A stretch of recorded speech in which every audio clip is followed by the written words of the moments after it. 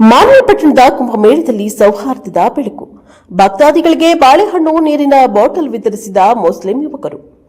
ಮೊಹಮ್ಮದ್ ಹಾಶಿಂ ಕುರೇಶಿ ಹಾಗೂ ಗೆಳೆಯರಿಂದ ಕುಂಭಮೇಳದಲ್ಲಿ ಪಾಲ್ಗೊಂಡ ಭಕ್ತಾದಿಗಳಿಗೆ ಬಾಳೆಹಣ್ಣು ಮತ್ತು ನೀರಿನ ಬಾಟಲಿಯನ್ನ ವಿತರಿಸಿದ್ದಾರೆ.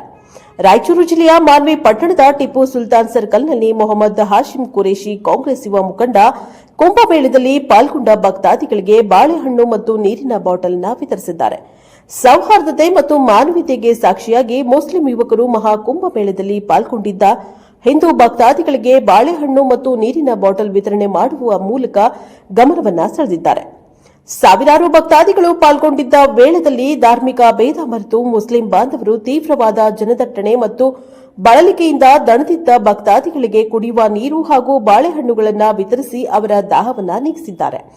ಮುಸ್ಲಿಂ ಸಮುದಾಯದ ಯುವಕರು ಸ್ವಯಂ ಪ್ರೇರಿತರಾಗಿ ಕೈಗೊಂಡ ಈ ಕಾರ್ಯವು ಸಮಾನತೆ, ಸಹಬಾಳ್ವೆ ಮತ್ತು ಪರಸ್ಪರ ಪ್ರೀತಿಯ ಸಂದೇಶವನ್ನ ಸಾರಿದ್ದು ನಾಡಿನಾದ್ಯಂತ ಕೋಮು ಸೌಹಾರ್ದತೆಗೆ ಉತ್ತಮ ಉದಾಹರಣೆಯಾಗಿದೆ.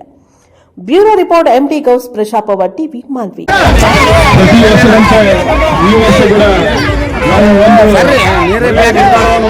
ನಮ್ಮ ಹಾಶಿಂ ಕುರೇಶಿ ಅವರು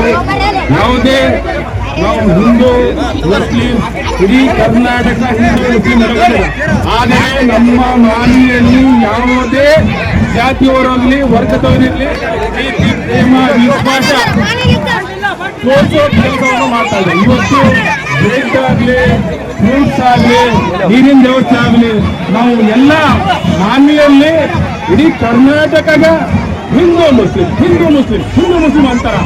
ಆದರೆ ನಮ್ಮ ಮಾನ್ವಿಯಲ್ಲಿ ನಾವು ಹಿಂದೂ ಮುಸ್ಲಿಂ ಎಲ್ಲರೂ ಒಂದೇ ತಾಯಿ ಮಕ್ಕಳಂತ ನಾವು ಇವತ್ತು ತೋರಿಸೋ ಕೆಲಸ ನಮ್ಮ ಹಾಶಿಂ ಕುರೇಶಿ ಅವರು ಇವತ್ತು ಒಳ್ಳೆ ಕೆಲಸವನ್ನು ಮಾಡ್ತಾ ಇದ್ದಾರೆ.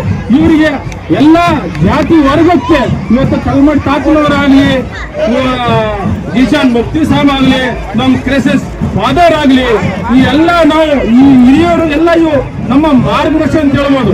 ಯಾಕಂದ್ರೆ ಇಂಥ ಹಿರಿಯರು ಇದ್ರ ಕಾರಣ ಇವತ್ತು ಮಾನ್ವಿ ತಾಲೂಕು ಸಂತೋಷ ಆಗಿದೆ ಅಂತ ಒಂದು ನನ್ನ ಅಭಿಪ್ರಾಯ. ಯಾಕಂದ್ರೆ ಈ ಇಂಥ ಸಂತೋಷದಲ್ಲಿ ಇಂಥ ಕಾರ್ಯಕ್ರಮ ಮಾಡ್ತಾರಂದ್ರೆ ಒಂದು ಒಳ್ಳೆ ಕಾರ್ಯಕ್ರಮ ಅಂತ ಹೇಳಿ ನಾನು ಜೈ ಹಿಂದ್.